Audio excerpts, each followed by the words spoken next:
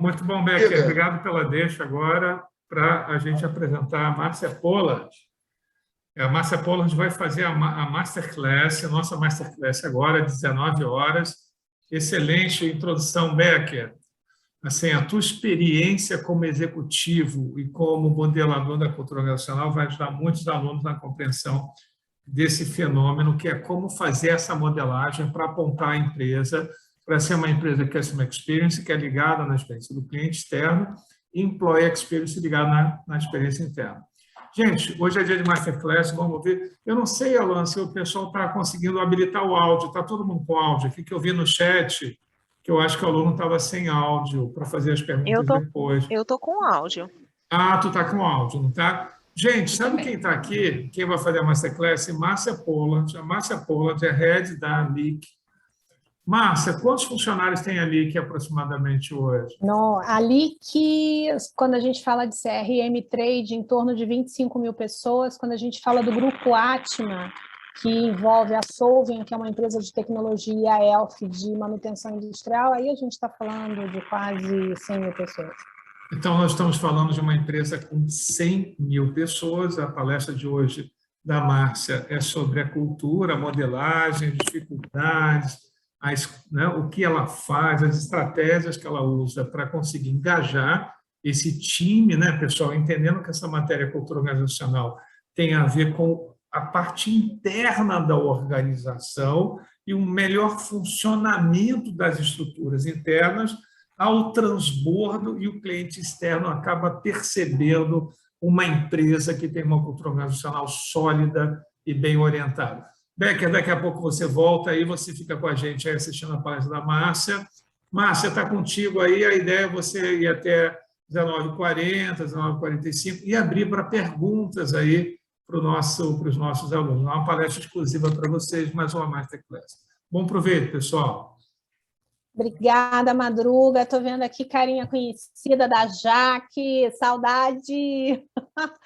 Eu e a Jaque, a gente trabalhou junto na Oi, né? Eu vou tentar aqui colocar, não, agora eu já vi que eu vou conseguir colocar aqui o material que eu preparei para vocês. Deixa eu só voltar. Então, assim, vou me apresentar rápido, porque eu acho que a gente cresce junto quando a gente troca. Então, eu vou buscar... Eu falo rápido, então vocês me interrompam quando precisarem, e a ideia é passar por algumas coisas entre conceitos e cases e a gente entrar numa troca aqui mais na discussão sobre o mundo corporativo, tá? Então, eu tenho uma experiência de mais de 30 anos em relacionamento com clientes, já trabalhei em empresa de saúde, telecomunicações, BPO.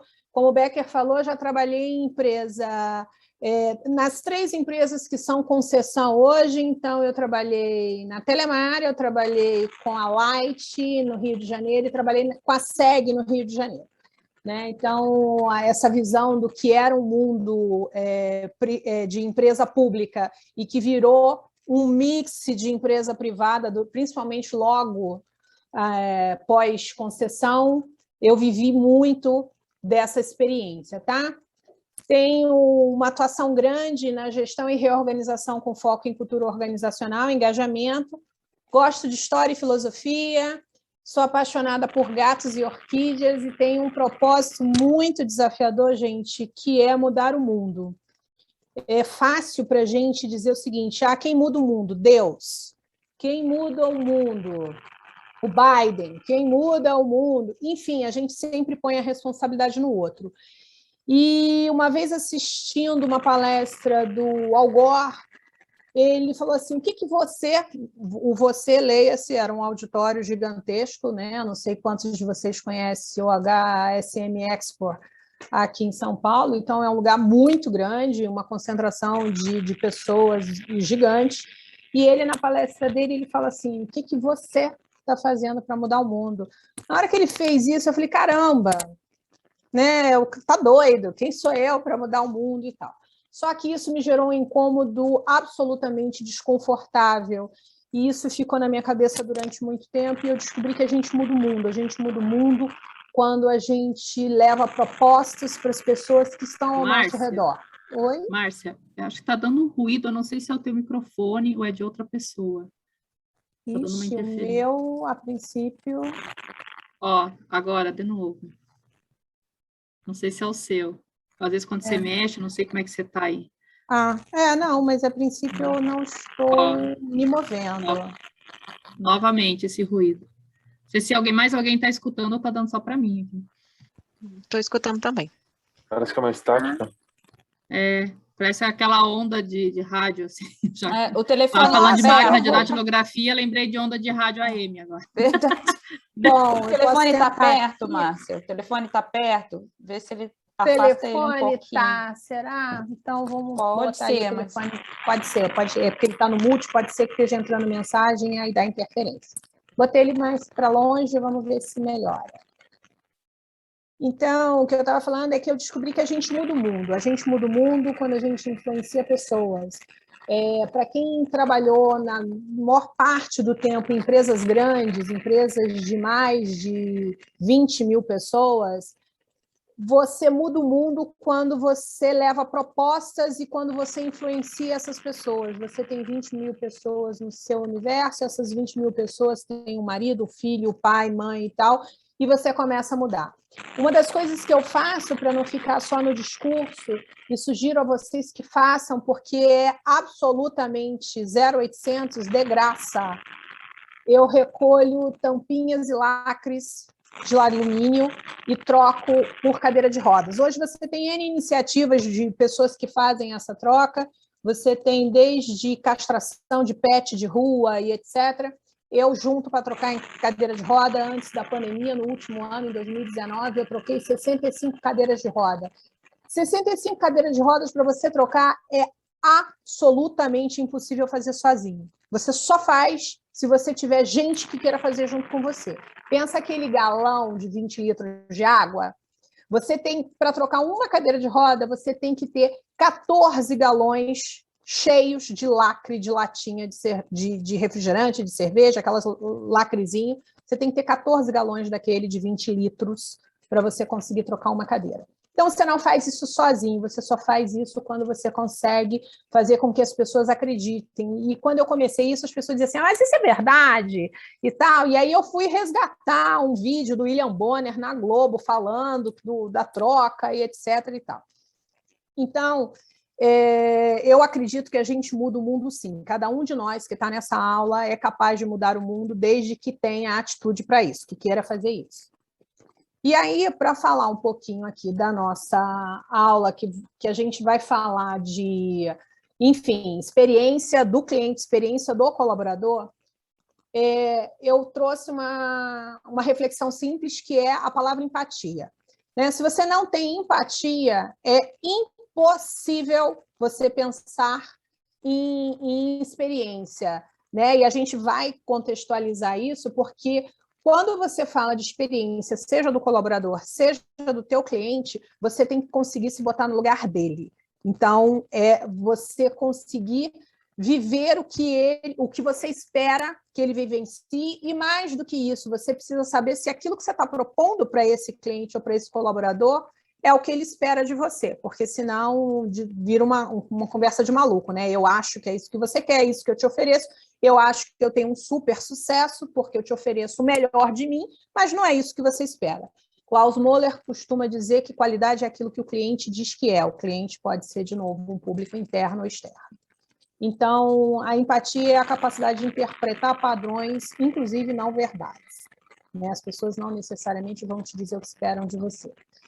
A experiência, que agora eu acho que, enfim, ela é necessária que as empresas se adaptem, mudem, mas eu ainda percebo muito discurso e pouca prática, pouca energia colocada nesse assunto. A experiência pressupõe conhecimento e aprendizado. Então, pressupõe que eu conheço a sua necessidade, que eu testei, experimentei e sei que eu estou te entregando aquilo que você me deu de informação que você precisa. Então, a experiência pressupõe que eu sei, eu conheço, eu testei, eu aprendi aquilo que eu preciso te entregar. E no final, a gente vai passar um vídeo exatamente para botar de uma forma muito prática isso que eu estou falando, né? E aí a gente vai falar aqui de experiência do cliente, o que a empresa precisa mudar para que isso aconteça de verdade. Então, quando você fala de experiência do cliente, você está falando de uma jornada onde ele faz a descoberta, ele adquire o seu serviço e usa. E aí, o que isso tem a ver com o colaborador? Você tem toda uma interação que ele faz com essa empresa em cada uma dessas etapas, que parte de processo, de multicanalidade, das redes sociais. Quem hoje não está nas redes sociais vai cometer um crime em não conhecer o que o cliente quer. A pior coisa que pode ter é você só atender o teu cliente na hora que ele foi no Twitter e falou mal de você. Porque se você consegue atender ele depois que ele está falando mal de você no Twitter, você conseguiria ou deveria conseguir fazer isso antes. Então, a multicanalidade não pode ser só uma forma de dizer assim, não, eu estou em todos os canais, mas eu, de fato, estou atendendo o cliente naquilo que ele espera em cada um desses canais. A minha equipe que desenvolve esses processos, que trabalha essa multicanalidade, seja do atendente, e eu vou falar isso com muito orgulho para vocês, eu comecei a minha carreira como atendente num call center, né? Eu trabalhei na Mil Assistência Médica aos 18 anos, meu primeiro emprego. Então, call center eu costumo dizer que ou você ama ou você odeia. Então, você não vai conhecer nenhuma criança que você diga assim, quando você crescer, você quer ser o quê? A criança vai dizer bailarina, astronauta, lixeiro, mãe. Eu tive uma sobrinha que ela dizia, quando você crescer, você quer ser o quê? Mãe. Ela achava incompatível você ser mãe e profissional. Né? Mas você não tem nenhuma criança que vai dizer assim, eu vou trabalhar num call center. Não vai. E olha que mesmo o filho de quem trabalha em call center dificilmente vai dizer isso, porque eu não sei se é uma coisa que você consegue tangibilizar para uma criança. No entanto, quando você cai lá porque você não tem experiência nenhuma, porque foi a única que te aceitou naquele currículo que diz o que você sabe fazer nada, né, até onde você vivia às custas da mesada do seu pai e da sua mãe, você começa a trabalhar em call center e talvez você descubra que tem um mundo de oportunidades ali, que é uma coisa que você gosta de fazer, e eu não fiz outra coisa a minha vida profissional toda que não fosse dedicada a atendimento a clientes. Seja do ponto de vista de empresa de call center próprio, terceirizado, seja do ponto de vista de consultoria no processo de gestão da interface com o cliente, não só na voz, mas em URAs, nos atuais bots, né? Que o mundo digital do call center começou lá atrás com a URA, a gente fala muito do bot hoje, o bot nada mais é do que uma evolução dessa URA que já existe há décadas. E aí você fala o seguinte, o teu colaborador ele tem que entender aquilo que você espera entregar para o seu cliente, ele tem que estar disposto a fazer isso. Então, quando eu desenho um processo, eu tenho que saber se esse processo funciona. Eu tenho um amigo que ele dá aula na Estácio e ele costuma dizer o seguinte, papel aceita tudo. Então, se você colocar no papel, pode. Você desenhar um processo lindo, fantástico no papel, ele vai ser lindo e fantástico. O difícil vai ser você fazer esse processo funcionar se você não testou. E testou do ponto de vista do cliente e não do seu ponto de vista do que eu consigo fazer, do que eu consigo oferecer, do que eu consigo propor. Então, eu acho que hoje as empresas ainda estão muito nesse modelo, né? Eu foco no processo, e aqui eu não vou citar nome de empresa, gente, por motivos óbvios, eu estou falando de uma experiência que não é uma experiência bacana, né? Mas eu estou focada em entregar alguma coisa que eu consigo fazer, não necessariamente que o meu cliente espera que eu entregue. Então, eu peguei aqui um exemplo de uma empresa de energia, tá? Que essa empresa de energia, quando você entra no site dela, ela tem loja virtual, ela tem atendimento pelo WhatsApp, ela tem call center, bot, tudo. E eu precisava de uma única coisa, a segunda via da conta, para pagar. Né? Troquei de banco, estava num débito automático no banco, eu esqueci e não refiz o débito automático para o outro banco, e eu precisava só do código de barra da conta para pagar. WhatsApp, eu falei, nossa, sensacional, vamos pelo WhatsApp. Você entra, ele pede o teu CPF, pede não sei o que e tal, e fala, para continuarmos o seu atendimento, digite o número do cliente que está na sua conta. Eu falei, uai, não tem a conta? Não vai ser possível. Entra no site. Entrei no site, nossa loja virtual. Entre aqui, segunda via da conta, não sei o que, nananã, bota de novo o seu CPF, não sei o que e tal. Ah, para dar continuidade ao seu atendimento, você precisa do número do cliente que está na sua conta. Aí, inclusive, tem um modelo, um espelho de uma conta que mostra onde você acha na conta esse número. Mas eu, infelizmente, não tinha a conta na mão, então não conseguia ser atendido. Por fim, liguei no call center e primeira pergunta que a Aura te faz é qual o número do cliente, primeira pergunta que o atendente te faz é qual o número do cliente, e eu falava, gente, eu não tenho a conta, então não adianta me fazer a pergunta sobre esse número. E, por fim, a atendente me deu o código de barra, eu consegui o código de barra, paguei a conta, mandei uma mensagem para a ouvidoria dizendo, olha, não faz o menor sentido vocês exigirem que um cliente tenha uma informação que está na conta dele e ele está querendo a segunda via desta conta.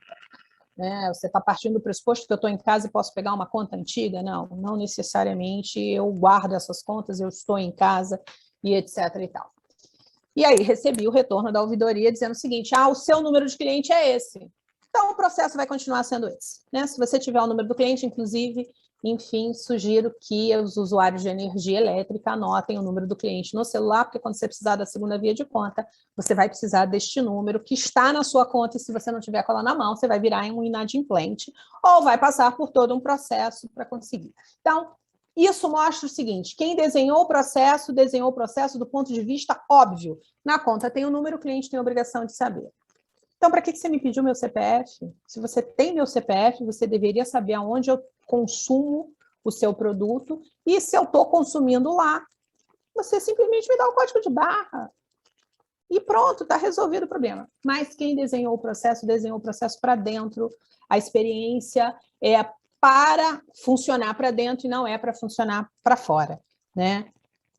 Então, do ponto de vista de cliente, é uma experiência ruim, né? Não é um processo que não houve engajamento, e aí onde está o engajamento do colaborador? Exatamente nisso, né? Eu posso ser uma pessoa super expert em desenho de processo, uma pessoa que fez diversos cursos e faz um processo lindo, mas o meu processo lindo não foi testado com o cliente, não tem o conhecimento do cliente e não ajuda ele a resolver uma coisa que, inclusive, deveria ser do meu interesse que você pague a conta.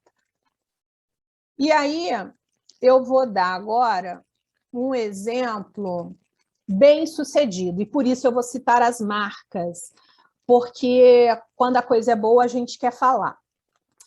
Eu tive duas experiências grandes com a Latam, uma corporativa, né? Quando começou a pandemia, a Latam já tinha um processo antigo deles e tal, que é o ressarcimento quando você desiste do voo, troca o voo, qualquer coisa assim. Só que na pandemia, isso que era uma exceção, passou a ser uma rotina, né? A quantidade de voos cancelados pelo cliente ou pela companhia aérea foi gigantesco, porque a gente viveu um momento, principalmente no ano passado, que as pessoas não estavam viajando, né? As pessoas estavam orientadas para ficar em casa. E esse processo, ele previu o seguinte, tá bom, você não vai fazer o voo, seja porque eu estou cancelando seu voo, ou porque, enfim, você não está querendo se expor, você tem 1 ano para usar o voucher no valor desse voo que você adquiriu. Só que a gente viu a nota de satisfação do cliente, e aí a gente foi trabalhar do ponto de vista do cliente, eu não estou falando de nota de monitoria, eu estou falando de nota pós-atendimento dada pelo cliente, e aí a gente começou a trabalhar as notas 1 e 2, todo cliente que dava uma nota ruim, não tem nota 0, era de 1 a 5, então as notas 1 e 2, e a gente foi entender o seguinte, por que esse cliente está me detonando? E a gente ouvia as chamadas, então não é ouvir uma chamada, mas também não é fazer aquele processo da monitoria, amostral, tantas chamadas, não, a gente foi olhar aquele processo. E a gente identificou nessa análise que o cliente dizia o seguinte, mas não me interessa receber um voucher no valor da minha passagem, que eu posso trocar até daqui a 1 ano. Eu ia fazer uma reunião que era uma reunião de trabalho. Essa reunião vai acontecer por vídeo e eu não sei se daqui a um ano eu vou voar para esse local ou para qualquer outro local que seja, eu não sei nem se daqui a um ano a pandemia acabou e realmente a gente que tinha expectativa no ano passado de que a pandemia não duraria um ano, a gente viu a pandemia vai fazer 2 anos daqui a pouco. E isso era um motivo de grande insatisfação do cliente. Ele declarava isso para o atendente, que não tinha um outro processo. O processo é esse. Tá bom, ok, você vai cancelar, você não vai pagar multa e etc e tal. Ou eu cancelei, então eu estou te dando todo o benefício de não ter multa de remarcação e tal. Só que você tem um crédito aqui que você pode remarcar essa passagem dentro de 12 meses para qualquer lugar que você queira. E se o local que você escolheu tiver um outro valor, você vai pagar a diferença, qualquer coisa assim. E aí a gente decidiu fazer a mudança desse processo e fazer a devolução em valor. Então, você me pagou por uma viagem, que você está dizendo que você não tem previsão de fazer uma nova viagem, eu vou te devolver exatamente o valor que você comprou de o voo, bagagem, assento, o que você pagou, eu vou te devolver em até 48 horas na sua conta corrente. E aí a gente viu um aumento de 35% da nota de satisfação do cliente no pós-atendimento deste processo, que mostra exatamente isso. A gente tinha um processo que era fácil, sempre existiu o processo de dar um voucher com validade de 12 meses. Só que o número de voos cancelados era desse tamanho. Na pandemia, você pega e multiplica exponencialmente o número de voos cancelados, e esse processo que nunca te deu trabalho, não aparecia nem nas tuas estatísticas, passa a ser relevante. E aí foi ouvindo o cliente, foi entendendo a queixa desse cliente que a gente conseguiu mudar o processo e fazer um processo que fazia sentido para ele. Talvez para a companhia aérea, para a Latam, não fizesse sentido devolver o crédito, mas para o cliente não fazia sentido ter um bilhete em aberto por 12 meses e ter a obrigação de, daqui a 12 meses, viajar para qualquer lugar, mas ele teria que viajar. Essa foi uma experiência corporativa. Eu vivi como cliente Latam, eu vivi uma experiência que eu estava em Campo Grande a trabalho, viajando a trabalho, e eu tive meu voo cancelado durante a pandemia. E de Campo Grande para São Paulo, olha que eu moro em São Paulo, de Campo Grande para São Paulo, você tinha 2 voos por dia. Um voo de manhã cedo e um voo 2 horas da tarde. Só. Não queira voar em outro horário e tal, e você não tinha muitas opções, e etc. E o meu voo foi cancelado. Quando o meu voo foi cancelado, a Latam ligou para mim e falou, olha, cancelamos o seu voo, a senhora consegue chegar no aeroporto até tal hora? Eu falei, não consigo e tal, da onde eu estou, o deslocamento não dá, não estou com a mala aqui, etc., porque meu voo era mais tarde. E ela falou assim, não tem problema, se a senhora vier no aeroporto, a gente vai precisar remarcar o seu voo foi cancelado. Eu falei, tá bom. Aí, na hora do meu almoço, eu fui até o aeroporto e eles disseram o seguinte, olha, a Latam não vai fazer mais o voo desse trecho, né? Nós cancelamos o mês inteiro esse voo. Eu falei, mas eu preciso voltar para casa, eu fiquei pensando, né? E eles falaram assim, mas não tem nenhum problema, nós vamos colocar, reacomodar a senhora num voo de um concorrente, de uma outra companhia aérea. Pode ser, a senhora tem a opção da companhia aérea A ou da companhia aérea B. Sugiro à senhora que a senhora escolha a companhia A, que o voo é mais cedo, porque se acontecer qualquer coisa, a gente ainda tem a opção da companhia B, que voa mais ou menos 1h30 depois, a senhora já vai estar no aeroporto, vai dar tudo certo. Falei, ok, estou de acordo.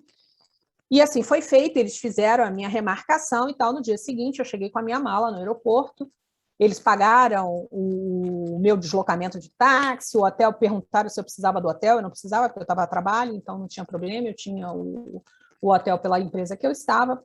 E no dia seguinte eu voltei com a minha mala no aeroporto, e quando eu cheguei lá, a Latam tinha feito o meu check-in, já estava com o bilhete na mão, eu nem cheguei no guichê da outra companhia, eu fui tudo no guichê da própria Latam, e como eu sou um cliente de fidelidade, eles não só remarcaram meu voo lá, como garantiram que eu seria atendida com a mesma prioridade de embarque, de assento e tal, que eu tinha na Latam.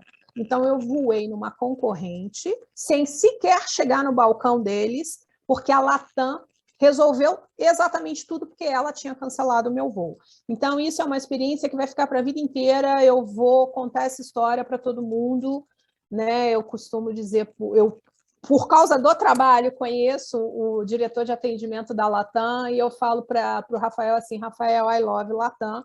Porque é isso, num momento muito ruim de pandemia, eu viajava a trabalho toda semana e tal, você está longe de casa.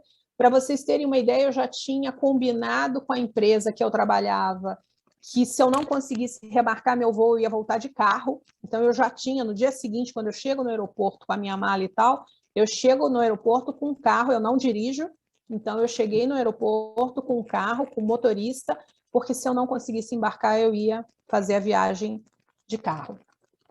E deu tudo certo, porque a Latam foi impecável em garantir a minha experiência positiva. A Caixa Econômica Federal é bacana o case deles, porque a Caixa Econômica, quem já mudou de emprego, quem saiu do emprego e etc. e tal, sabe que você ia com uma mala de rodinha pesada até a Caixa Econômica, com todos os documentos da sua vida, né? Carteira de vacinação, nascimento do pai e da mãe, certidão de nascimento do pai e da mãe, para você provar que você era você, que você trabalhava naquela empresa e que você foi desligado. E aí vem a pandemia, os bancos foram classificados como essenciais, mas também não queriam tanta exposição, todo mundo lá dentro do banco, na pandemia, muita gente perdendo o emprego. A Caixa Econômica lançou um app que, tão simples quanto isso, você entra no app, você fotografa lá o documento da rescisão, a página X e a página Y da sua carteira profissional, você declara qual o banco que você quer receber o crédito que você tem a receber, que é o saque do seu fundo de garantia, as multas rescisórias, etc. e tal, que no passado você tinha duas opções. Além de você ir lá com a sua malinha, você podia depositar numa conta da Caixa Econômica, aí show de bola, eles quase que te obrigavam a abrir uma conta com a Caixa Econômica. E a outra opção é, você vai com caixa forte lá, um carro, para sacar e sair com dinheiro na mão, né? Porque eram essas as opções que você tinha. Se você não quisesse abrir uma conta na Caixa Econômica, você tinha que sair com dinheiro na bolsa e você contratava um segurança para te acompanhar até o seu banco para você depositar esse valor. E aí, com a pandemia, sensacional. O app da Caixa Econômica é fascinante. Você põe lá a conta que você quer receber, no banco que você quer, e etc. e tal. 48 horas depois está tudo resolvido, sem que você tenha falado com absolutamente ninguém, sem que você tenha que ter ido em absolutamente nenhum outro lugar, a não ser a cadeira que você está fazendo, o que você está fazendo, e fazendo isso por um app super fácil. Então, hoje eu estava falando com um diretor lá da LIC e ele estava falando assim, os bancos digitais obrigaram os bancos tradicionais a acelerarem. Os bancos digitais, realmente, eles trouxeram uma coisa que disse para os bancos tradicionais o seguinte, é possível, dá para fazer. Você hoje abre uma conta no Nubank, no Original, no C6, pelo seu celular, sem ter contato com absolutamente ninguém, X tempo depois, 3 dias, uma semana, eles te dão cartão de crédito, cheque especial, não sei o que e tal, tudo sem você ter entrado numa agência, sem você ter falado com ninguém, etc. Então, eu acho que aí mostra o seguinte, eu estou ou olhando, ouvindo, conhecendo, experimentando o que o outro precisa e desenhando dentro de casa processos que garantam isso. Pessoas que vivenciem isso. Eu trabalhei com uma diretora da área de qualidade que eu dizia para ela o seguinte, se o seu analista, e a Jaque vai lembrar de eu ter falado isso algumas vezes na Oi, se o seu analista não sabe desenhar o processo, ele não serve. Se ele não sabe executar, desculpa, não é desenhar, executar o processo. Então, se ele conseguir entrar no sistema e contestar uma conta, ele vai conseguir desenhar um processo e buscar melhoria nesse processo. Ainda assim, se ele nunca fez isso, se ele está só desenhando processo, caixinha, etc. e tal, isso qualquer um faz. Então, desenhar processo não é uma questão de botar no papel o que a gente quer e formalizar. Desenhar um processo é uma questão de pensar nesse processo do ponto de vista de quem eu quero atingir. E é sempre o cliente em qualquer segmento que você tiver. E aí, gente, para encerrar, eu vou passar o vídeo que eu falei para vocês. É um vídeo... É um vídeo antigo, vocês vão ver que a imagem não é 100%, mas é um vídeo que fala muito sobre o que a gente conversou aqui.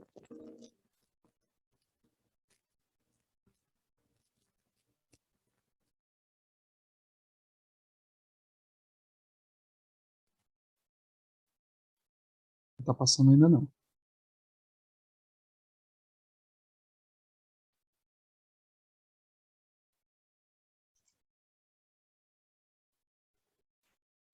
Aqui não Ma- foi, gente.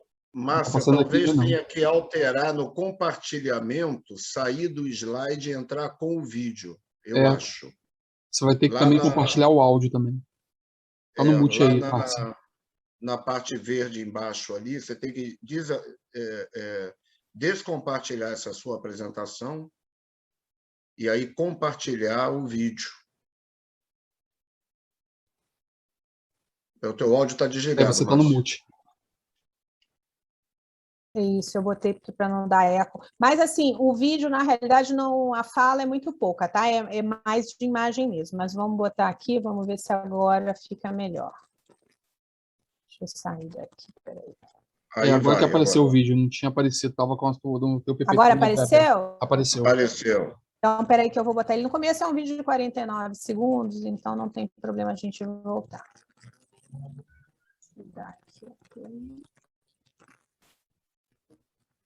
Tá ok agora? Tá sem áudio ainda. Não. Gente, não se preocupa com o áudio, que o áudio é uma musiquinha, tá?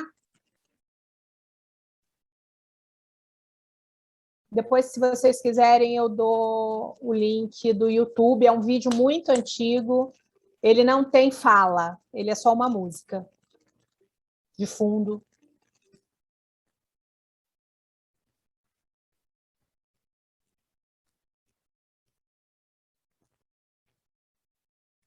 E chegamos ao fim do nosso vídeo. O que esse vídeo mostra é tão simples quanto o seguinte, tudo aquilo que a gente falou até agora. Ele é o arquiteto, ele está no aeroporto, ele é o arquiteto responsável pela reforma desse aeroporto, e ele senta numa cadeira de roda, ele não é um cadeirante, como a gente viu no final do vídeo, ele senta numa cadeira de roda e ele faz todo o percurso que um cadeirante teria que fazer. Então, vocês percebem que ele usa o elevador, ele vai ao banheiro para ver a altura das pias, ele anda nos corredores, etc. e tal, e em algum momento ele para numa grade que está no chão, né? E aí a roda fica presa, ele não consegue sair, ele levanta da cadeira e ele vai acionar para que aquilo ali seja corrigido. Isso é cuidar da experiência do cliente. Isso é se colocar, de novo, aquilo que a gente falou, a primeira palavra que eu quis usar quando a gente começou, empatia. Ele se colocou no lugar, não adianta eu fazer uma reforma fantástica, criar um ambiente, seja de um escritório, seja de uma loja, de um shopping, de um aeroporto, uma coisa linda, se as pessoas que vão usar esse serviço, esse espaço, etc. e tal, se essas pessoas não vão conseguir enxergar isso porque vão travar a cadeira num determinado lugar. Então, você tem empresa que fala assim, eu sou acessível, né? Eu tenho acessibilidade, etc. e tal. Aí você vai ver a rampa não tem inclinação aceita, não está dentro da norma, porque aquela rampa, a altura da rampa, a inclinação da rampa, ela tem uma altura para você conseguir movimentar. Eu trabalhei num prédio exatamente isso, ela tinha rampa, que além de ser estreita, você tinha que estar com uma cadeira estreitinha, a inclinação era tão grande que você dizia o seguinte, isso aqui deve ser para o cadeirante dar uma cambalhota, né? Porque ninguém se deu ao trabalho. Se ele descer, ele vai sair da portaria do prédio e já vai parar na outra calçada se não for atropelado. E se ele estiver subindo, ele não vai subir nunca, além de virar com a cadeira, tamanha era a inclinação da rampa. Então, quando a gente fala de experiência do cliente, a gente tem que se colocar no lugar dele. O que o meu cliente quer e não aquilo que eu tenho para oferecer. O que eu tenho para oferecer é importante se atingir a expectativa de quem compra o meu serviço, o meu negócio. E aí eu gostaria de encerrar assim. No material eu vou compartilhar com o Madruga, tem o link do vídeo. É um vídeo muito antigo, vocês estão vendo que a imagem, inclusive, não é grandes coisas. Mas ele para mim, ele transmite exatamente tudo aquilo que eu falei. Ele, como arquiteto, responsável pela reforma e etc. e tal, ele se colocou no lugar do outro para garantir que tudo aquilo que ele botou no papel, no 3D, na maquete, faria sentido na hora de usar. né? Então, quando eu crio uma segunda via de conta numa loja virtual ou num bot, ou não sei o que, eu tenho que garantir que eu consigo emitir isso, e não como empresa, porque como empresa eu tenho todos os dados que eu coloquei aqui como obrigatórios, não necessariamente o cliente tem. E se eu vou pedir o CPF do cliente, eu deveria saber tudo sobre a vida dele, porque hoje o teu CPF faz isso, te diz tudo sobre uma pessoa. Tá? E aí vou abrir para que vocês troquem aqui comigo experiências, perguntas, enfim, o que a gente achar que agrega valor aqui na nossa aula. Obrigado, Márcia. Tem a Érica Bonfim, eu acho que ela quer fazer alguma pergunta, está com a mãozinha levantada já. Olá, boa noite, tudo bem? Boa Eu já bem. levantei a mão aqui porque eu estou no celular e eu não consigo ver todo mundo, então não sei se alguém já levantou antes que eu levantei, né? Mas antes de fazer minha colocação, gostaria de parabenizar você, Márcia, porque eu achei essa master fantástica. Assim, os exemplos que você deu, eu também trabalhei em call center, né? Foi um dos primeiros empregos meus, e foi muito bacana porque traz exatamente aquilo que a gente vivencia e foi, para mim foi super rica. Parabéns mesmo, gostei demais. O que eu gostaria de falar aqui em relação à colocação, eu até coloquei na mensagem, e uma coisa que eu sempre aprendi, quando a gente tem feedback ruim para dar, a gente dá para a pessoa individualmente. Se você tem um elogio, é para todo mundo. Mas como veio o assunto da Latam, e eu já coloquei a questão da Latam aqui, parabenizando pela situação que eu passei, eu acho que faz sentido colocar o contraponto disso. Hoje, eu sou uma detratora da Latam, porque exatamente o que aconteceu comigo, com você, aconteceu comigo ao oposto. Né? Eu não queria remarcar, eu queria o reembolso, e faz um ano que eu estou tentando, e toda semana eu entro em contato com eles pedindo reembolso. Daqui 7 dias úteis, não, daqui 30 dias úteis, e isso vai fazer um ano, em novembro vai vencer esse um ano, e muito provavelmente não vou ter reembolso. Vai. Então, péssimo, assim, Márcia, péssimo. Não sei se aconteceu com você, por ter conhecimento ou não com o Rafael, mas eu sou detratora número 1, e se tiver que fazer algum voo, eu jamais vou fazer com a Latam. Então, assim, eu queria colocar isso não para desfazer ou alguma coisa em relação ao que você colocou, que a tua experiência foi super boa, mas é interessante você saber também que tem um outro lado que talvez até o Rafael ou alguém que é responsável lá não consiga enxergar, ou até um departamento específico que precise dar uma repaginada para que eu possa ter a mesma experiência que você teve e tantos outros clientes, entendeu?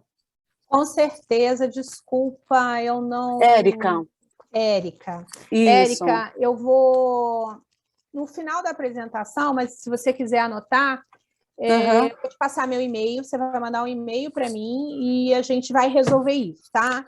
Não era para ser assim. De fato, há um tempo atrás o processo era esse, você tinha que você ficava com um voucher aberto, né, para voar em algum momento, e a gente mudou esse processo, então eu não sei qual a razão de você não estar conseguindo fazer, mas a gente vai resolver e você vai conseguir ter o seu reembolso, porque ele é para acontecer, né? Ele tem que funcionar, está acontecendo, está lá, está implantado.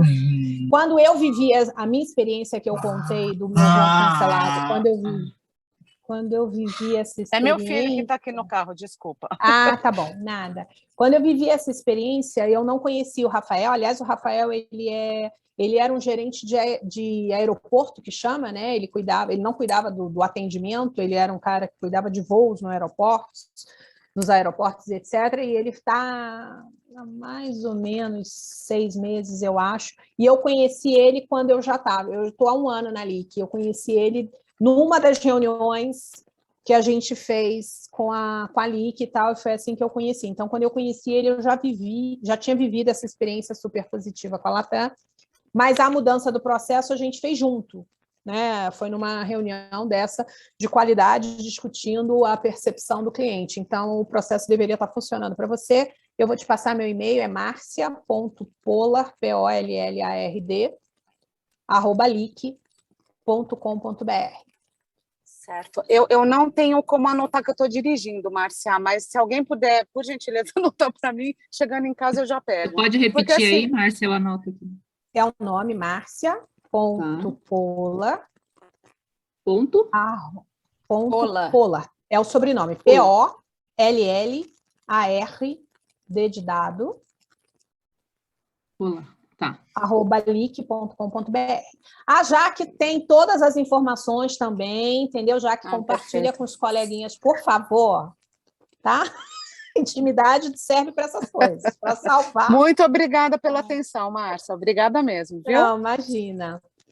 Quem mais, gente, que tem coisa eu boa? levantei a mãozinha, É assim, eu acho que o que você falou no início, né, querer mudar o mundo, é muito importante, principalmente para as empresas já tão estabelecidas, sabe, Márcio? O que a gente tem percebido é que as novas empresas, startups, elas estão nascendo com essa preocupação verdadeira da experiência do cliente e de criar um produto que seja para a necessidade do cliente, enfim.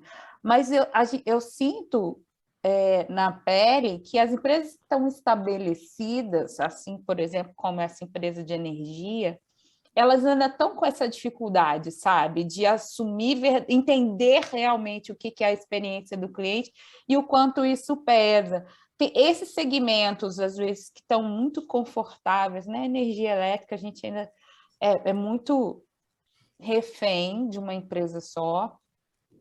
A gente tem várias empresas de telefonia e, assim, estavam muito no mesmo molde, mas agora elas estão vendo que o cliente está saindo, não está bom, sai mesmo, fica pulando para lá e para cá, mas não é bom, no final das contas, para a gente. E aí eu queria, assim, entender, nesse movimento da Latam, se foi muito árduo, muito duro, se a cabeça realmente está nos CEOs que precisam dar uma renovada, enfim, eu não sei. Eu vejo que as empresas que estão estabelecidas, elas ainda não estão. Eu acho que a gente está num caminho ainda, precisa de um caminho ainda árduo de convencimento, de trabalho dessas cabeças. A gente é jovem, tá, Márcia? Nós somos, assim, pessoas, né? A gente fez... O professor estava aqui falando, não, eu fiz prova de datilografia. Eu também fiz prova de datilografia para passar. Zuleika fez prova de datilografia, mas a gente é jovem. Entendeu? A nossa cabeça está muito, né, Nós fomos a última turma, Jaque. Exatamente, exatamente. A mais recente, a galera mais novinha.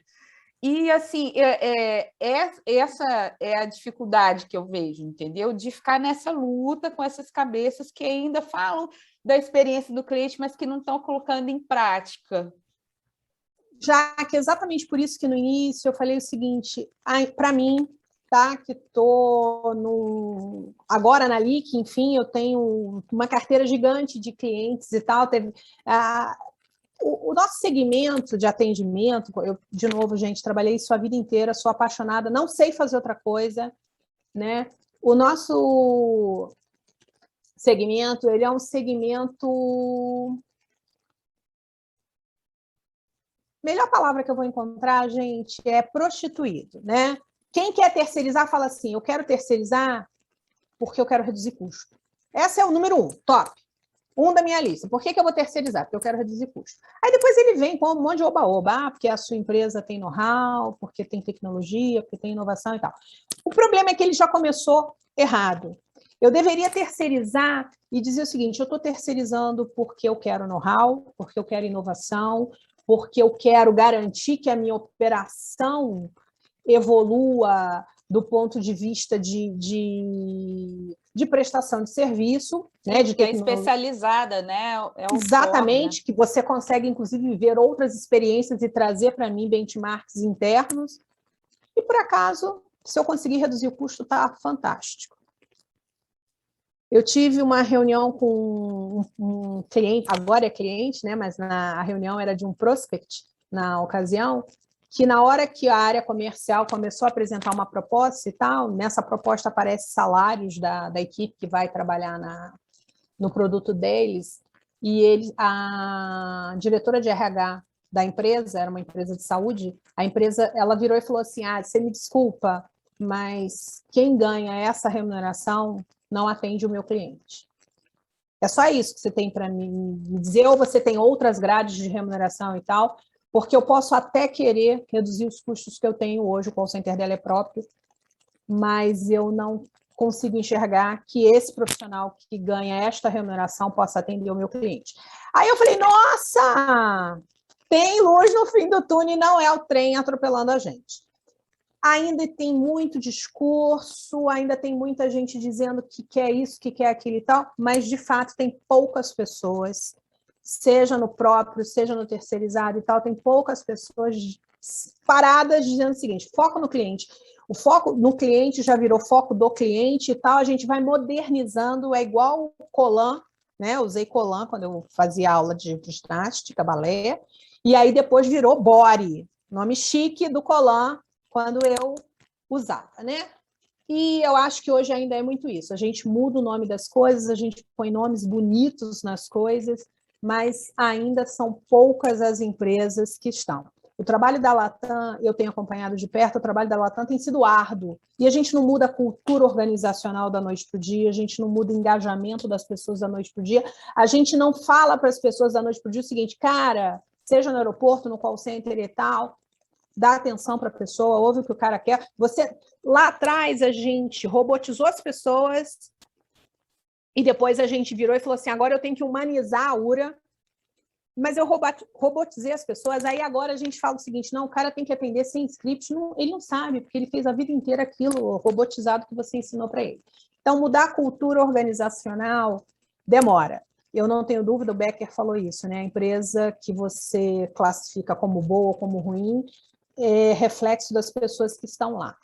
Então, eu acho que tem um caminho árduo já, que é árduo, eu tenho acompanhado isso muito de pertinho com a Latam, eu acho que é um case de muita estruturação, a empresa de saúde também que deu essa resposta para a gente começou a trabalhar com eles agora, eu não consigo falar do processo de atendimento deles, mas eu consigo enxergar o seguinte, lá nesta empresa tem alguém com uma preocupação de dizer o seguinte, para atender o meu cliente, para sentir a dor dele, né? Eu trabalhei na Amil Assistência Médica e o diretor de atendimento dizia o seguinte, não interpreta a dor do cliente.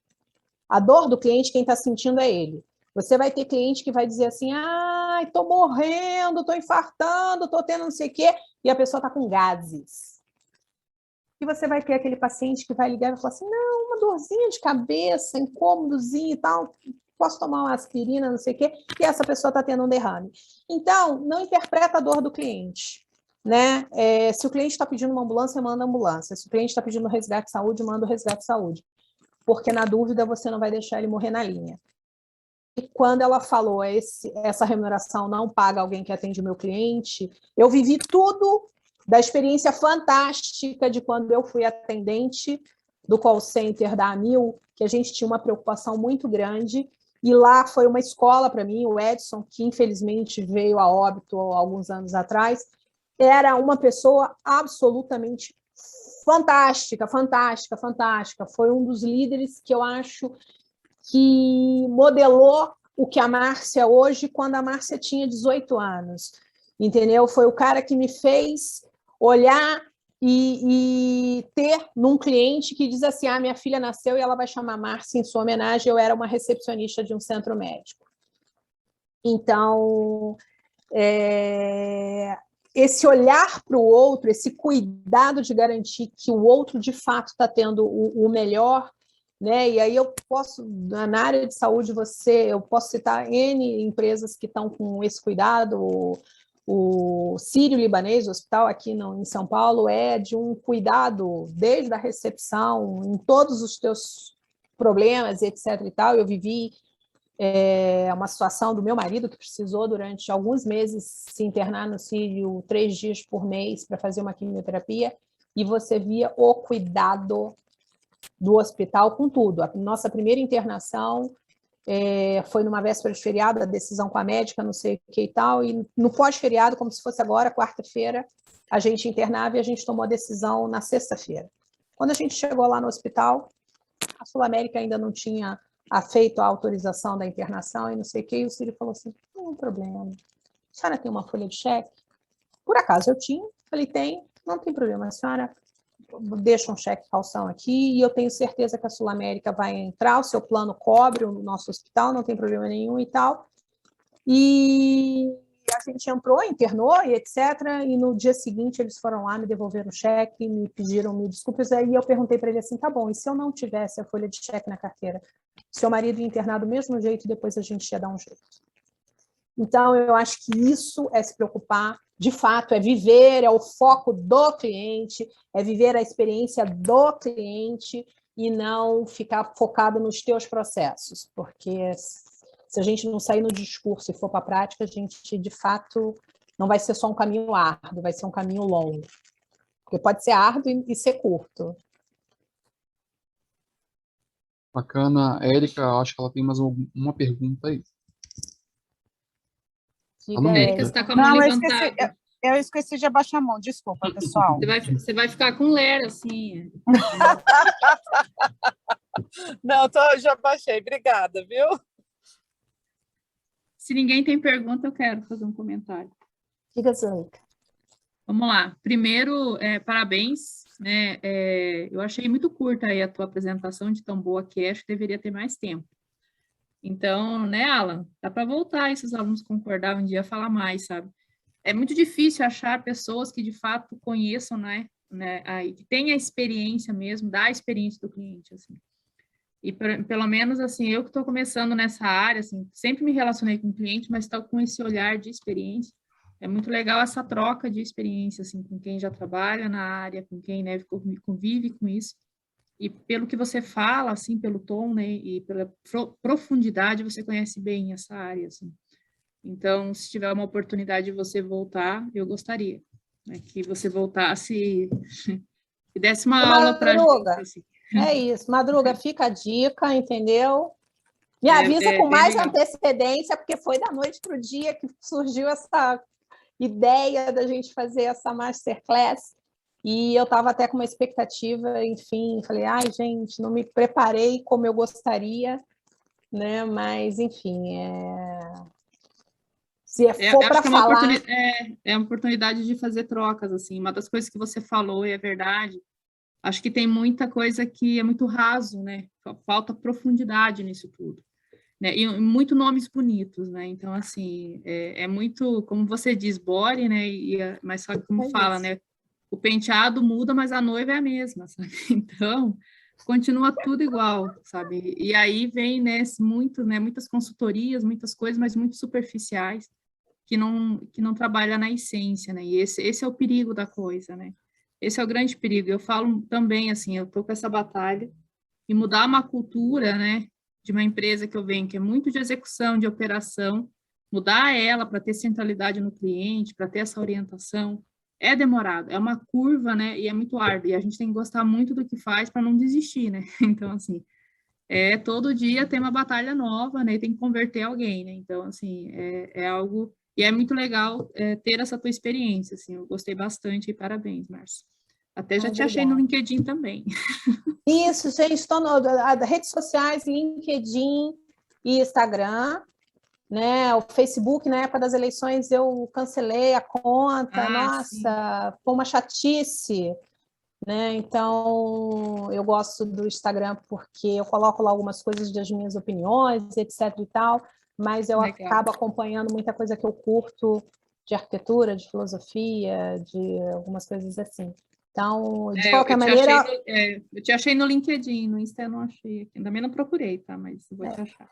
Mas, enfim, meus dados estão aí, meu e-mail, vocês já me acharam, e o que a gente puder trocar e tal. No LinkedIn eu não sou muito online, gente. Eu confesso para vocês que eu sou de uma geração que o LinkedIn era para procurar emprego, né? Então, se você está empregada, você acaba explorando pouco. Então, eu sou uma pessoa pouco conectada no LinkedIn, mas muito, 100% conectada no WhatsApp, no e-mail, no Instagram. O Instagram, porque é uma coisa que eu me distraio, então quando eu estou me deslocando num táxi, quando eu estou em casa, às vezes me distraindo e tal, o Instagram eu troco muito, apesar de não ser uma ferramenta que as pessoas entendem que é uma ferramenta profissional, eu estou mais conectada, mais online no Instagram.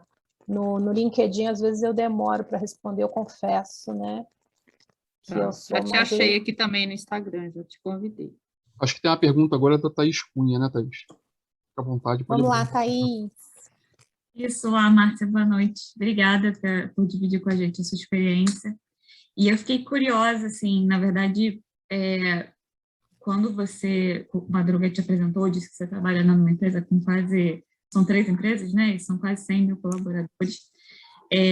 Em termos de modelando, de fato, né, a cultura organizacional, assim, quais são os recursos, as ferramentas que se usa para homogeneizar essa cultura dentro de áreas tão diferentes e fazer com que todo mundo pense muito parecido, assim, como massificar esse discurso de uma forma que seja agradável para os colaboradores estarem engajados, para que eles sejam mais participativos, assim, o que vocês usam, né? Como comunicar para tanta gente, não só na sua, mas como nas empresas que você trabalhou, né? Que tenham menos pessoas, mas que precise modelar de fato uma cultura, tanto para empresas que às vezes são incorporadas, como a gente tem visto na matéria, e como, de fato, engajar essas pessoas. Thaís, não é trivial. Eu diria para você que você tem que ter uma área de comunicação engajada, mas engajada no sentido de ter ferramenta, assim, de criar comunicações atrativas. Hoje, de novo, como eu falei antes, não existe empresa que não esteja na rede social, isso para dentro e para fora, né? O teu colaborador quer ver, né? Ontem foi o comemorado o Dia do Nordestino e você fala assim, tá bom, eu tenho site no Nordeste. Então, o meu colaborador espera que eu coloque no site, no Facebook, no Instagram, etc. e tal, alguma mensagem sobre isso. Né? A gente lá na LIC, a gente está negociando uma ferramenta que é da Facebook, que é o Workspace, que é onde a gente conseguiu enxergar, a gente não contratou ainda, mas a gente conseguiu enxergar que ali eu conseguiria consolidar muito da minha comunicação para dentro, mas eu acho que, independente de ferramenta, e você vai ter diversas no mercado de call center, vem se falando, por exemplo, muito de uma ferramenta que chama Robson, que ela conversa, ela interage, tem um avatarzinho que você cria, o seu avatar, o Robson é um avatar, o bonequinho fala com você, e etc. e tal, então ele pergunta como é que está o teu humor hoje, etc., e ela gera essa coisa de para onde a empresa está indo, etc. e tal, mas eu acho que o maior desafio não está na ferramenta, o maior desafio está em praticar aquilo que você diz. Então, não é fácil, por isso que eu falei, não é trivial, né, você fazer um presidente da companhia querer falar para toda a companhia, ou pelo menos para todo o nível executivo, e aí depois você fazer esse executivo desdobrar. A gente fala muito de desdobramento de metas, e isso funciona em todas as empresas, ou pelo menos na maioria delas, mas na hora que você fala de desdobramento de cultura, não é simples assim. Então, na empresa que eu estava anteriormente, a gente tinha os nossos valores e propósitos definidos junto com os colaboradores, aquilo que fazia sentido para a gente. A gente tinha 4 valores, porque eles deveriam ser possíveis de você decorar, a verdade, é decorar. Por quê? Porque se eu consigo gravar quais são, eu consigo refletir sobre eles. Eu trabalhei numa outra empresa que tinha, se eu não me engano, 10 valores. Você não decora, você não sabe quais são, você tem que pegar a colinha lá, alguém que deu um bloquinho disso e tal, e aí não funciona. Mas fora você ter isso escrito, e nessa empresa anterior a gente tatuou as paredes, então todas as grandes paredes da companhia tinham o propósito da companhia, que estava em prestar o melhor serviço, ser a melhor conexão entre o cliente e a solução para ele, tá? Então a gente era essa ponte, essa conexão, e tinha um valor lá que tem muito de quem eu sou, e eu estava nessa empresa quando a gente fez esse trabalho, que é paixão. A gente tem mania de falar, a gente acha que paixão tem uma coisa do romantismo. Não. A paixão significa que você acredita naquilo e que você investe nisso, né? É aquela coisa do namorado novo, que a gente quer sempre estar linda, com o melhor perfume, a franjinha 100%, você sabe que essa franjinha, gente, é para enganar os 50 anos, já vou para 51, então outro dia alguém falou assim, você tá com uma franjinha aí, isso é para enganar a idade, entendeu? Mas eu falo para todo mundo qual é, então não tem problema. mas a paixão está nisso, a paixão está em você dizer o seguinte, como eu falei, eu tenho o maior orgulho do mundo de dizer que eu fui uma atendente, né? Meu primeiro emprego, eu fui recepcionista de um centro médico da AMIL, e lá eu comecei a forjar a Márcia, diretora de hoje. Foi lá, sentada numa PA. Então, hoje, quando alguém fala para mim assim, isso, aquilo, porque o atendente, isso, o atendente, aquilo, eu falo assim, eu fui atendente, eu usei headset. Eu sei o que é sentar numa PA. Minha maior indignação com a NR17 é que quem escreveu a NR17 nunca sentou numa PA. Nunca. Se tivesse sentado numa PA, saberia que trocar o headset a cada 2 horas de ouvido é impossível. Você não faz isso porque você se acostuma. Você sempre atende o seu celular do mesmo lado. Eventualmente, você vai pegar e vai atender do outro lado porque você está com a mão ocupada, você está atrapalhado e tal. Mas você vai sempre atender o telefone, e o meu lado é esse, sempre do mesmo lado. Então, mudar cultura não é fácil e você tem que, por isso que eu botei lá o que está no dicionário sobre experiência, porque é isso, você tem que ter vivido. Né? Quem conhece a lei do aprendizado também sabe que quem escreveu aquela lei escreveu para que você jamais contrate o aprendiz. Porque ela dificulta tanto que chega a ser surreal. Você pega e fala o seguinte, na lei do aprendizado diz que ele não pode ter remuneração variável, ele não pode cumprir metas. Por que que uma pessoa de 18 anos vai trabalhar sobre a lei do aprendizado se ela pode trabalhar sobre a CLT que propicia para ela fundo de garantia, 13º, férias e remuneração variável e cumprimento de metas?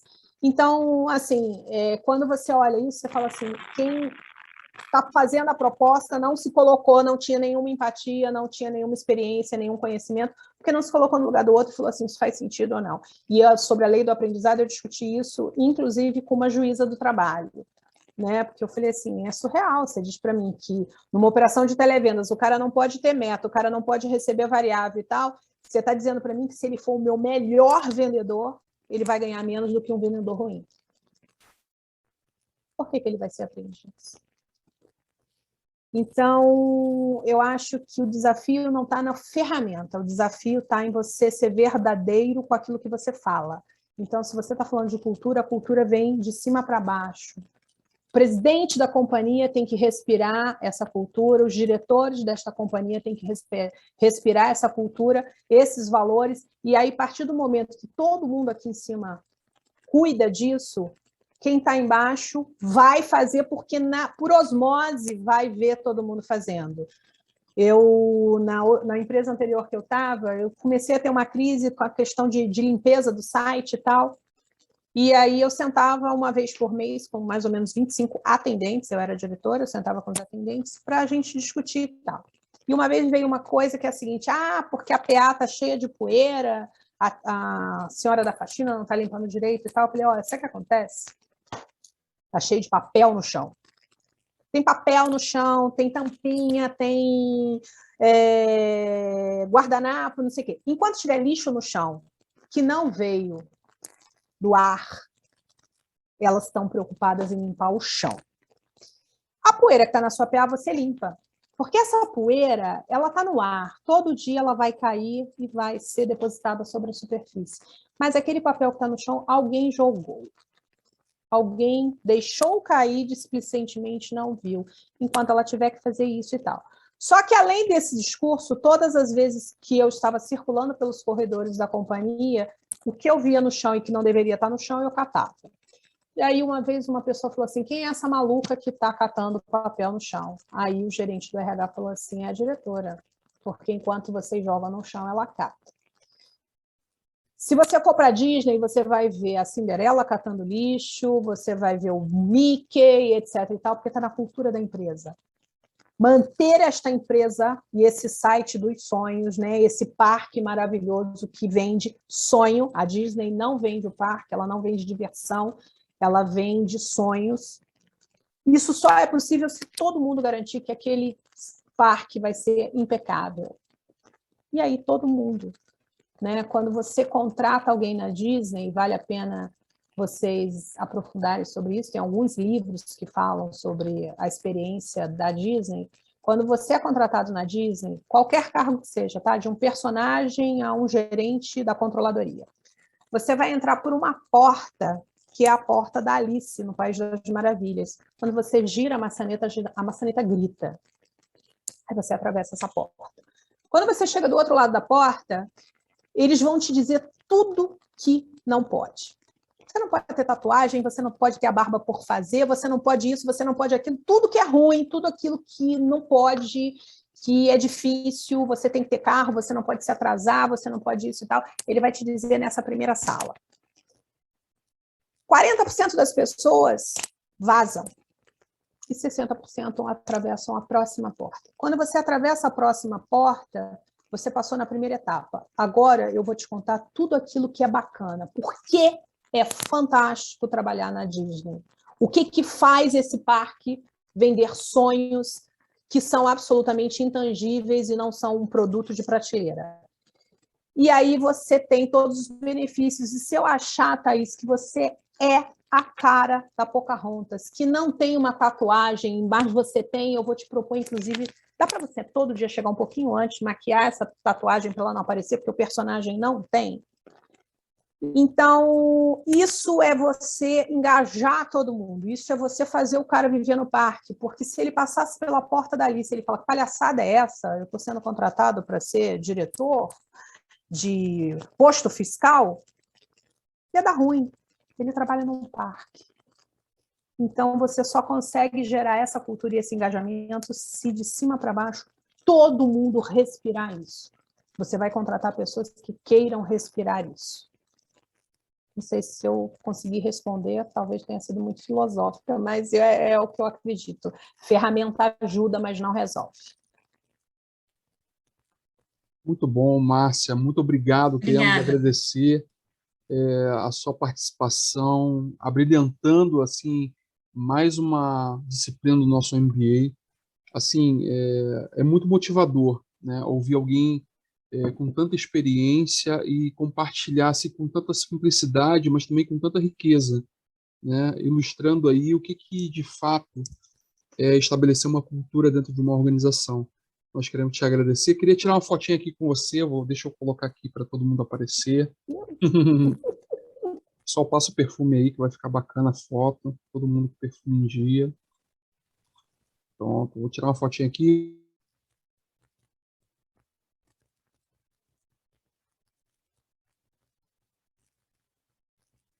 Nossa, eu... No mudo. Sem áudio, o Alan. Agora foi. Obrigado, Márcia, por tudo aí, pela essa palestra. Não sei se agora está saindo no meu. Está saindo o meu som aí? Meu áudio? Tá? Tá saindo, normal. Acho que é o da Márcia que parou de sair agora. Tá mudo aí para você, Márcia. Esse aqui era o meu.